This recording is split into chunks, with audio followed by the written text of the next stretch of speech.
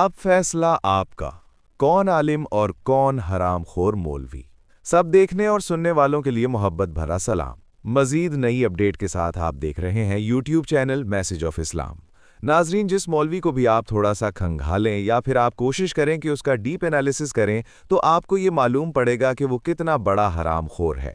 वैसे व्यूवर्स, मैं उनको हरामखोर नहीं कह रहा, बल्कि इन्हीं में से एक मजहबी स्कॉलर हैं कि उनके जो मौलवियों के बारे में गोल्डन वर्ड्स हैं वो मैं आपको बता रहा हूं और मैं भी अभी आपको सुनाता हूं, वो क्लिप भी दिखाता हूं। लेकिन मैं खुद भी क्लिप सुनने के बाद इस सोच में पड़ गया कि वैसे हम में से बहुत से लोग ऐसे हैं, कभी उन्होंने इस बारे में इस तरह से कभी सोचा नहीं कि हरामखोर मौलवी हैं कौन, हम उन्हें हरामखोर मौलवी क्यों कहते हैं, हरामखोरी का मतलब क्या है, और फिर ये कि हरामखोर मौलवी ही इतने खतरनाक क्यों हो जाते हैं, और कैसे हरामखोर शख्स वो खूनख्वार और अकल का दुश्मन बन जाता है।